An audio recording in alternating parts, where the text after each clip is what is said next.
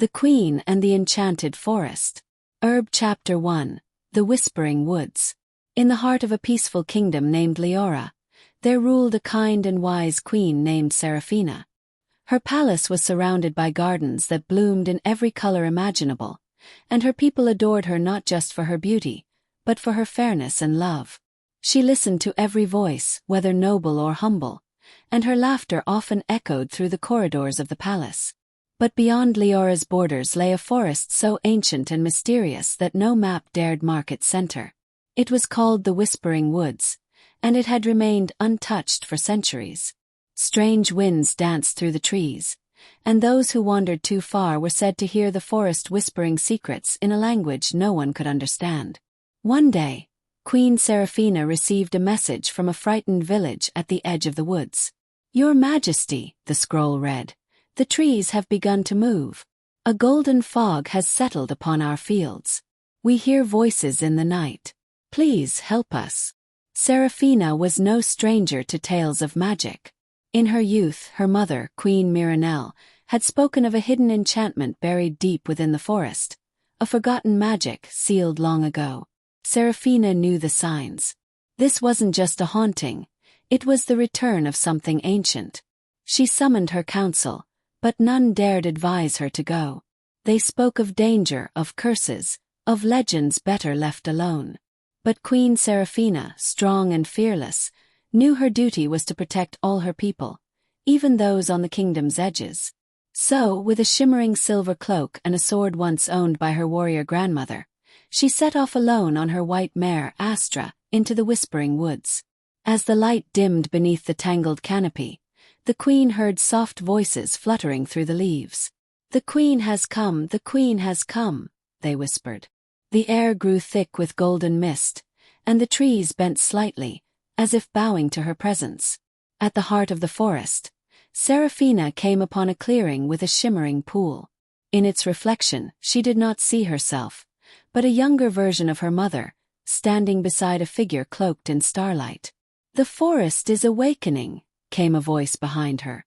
Seraphina turned to find an old woman with silver eyes and bark-like skin. "And it remembers everything." Crescent Moon Chapter 2. The Forgotten Spell. The old woman called herself Thistle, the forest guardian. Long ago, she explained, the Whispering Woods had been alive with magic, protected by queens of the Silver Line, the very bloodline Seraphina came from. Her ancestors had once shared a bond with the forest, using its power to heal the land and preserve peace. But the last queen to enter these woods, Thistle said, was betrayed. A jealous noble tried to steal the forest's heart, the crystal root, and in doing so, cursed the woods into silence. Now the curse unravels and magic, once sealed, flows wild and free. Seraphina listened closely. "Then tell me how to restore the balance. What must I do?" Thistle nodded solemnly. "To awaken the forest fully and safely, you must reclaim the crystal root. It lies hidden in the vault of whispers, guarded by riddles and dreams. But beware, the vault responds to your spirit. If your heart holds fear, the path will twist." With courage steady in her chest, Queen Seraphina followed Thistle's directions deeper into the woods. The trees glowed faintly blue, and creatures with glowing eyes peeked from behind trunks. She crossed a bridge made of light, sailed across a river that shimmered like stars, and passed through a gate of vines that hummed with song. At last, she arrived at a spiraling tree carved with glowing runes. A doorway opened in its trunk, leading down into the vault of whispers. Inside, echoes of voices from every era surrounded her, memories of queens past, their triumphs and mistakes. One whispered, "Courage alone is not strength." Another said, "Compassion will open what pride cannot." Before her stood a pedestal with a crystal root, silver and alive with magic, but it was surrounded by a swirling storm of illusions, her worst fears, failures and doubts. Images of her people suffering, her own loneliness, and her mother's disappointed face. Seraphina, trembling, closed her eyes. "I am not perfect, but I lead with love, and I will protect what I cherish, no matter what fear says." With that, the illusions vanished. The crystal root calmed, its glow softening into a warm light. She took it gently in her hands. The vault shuddered. The curse was breaking. Glowing Star Chapter 3. Queen of the Living Forest.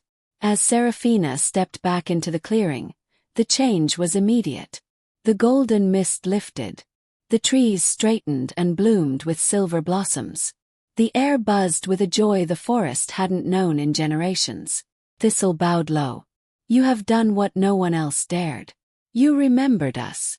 When Queen Seraphina returned to Leora, riding beneath a rain of silver petals, the entire kingdom came out to cheer her. But the queen said nothing of her bravery.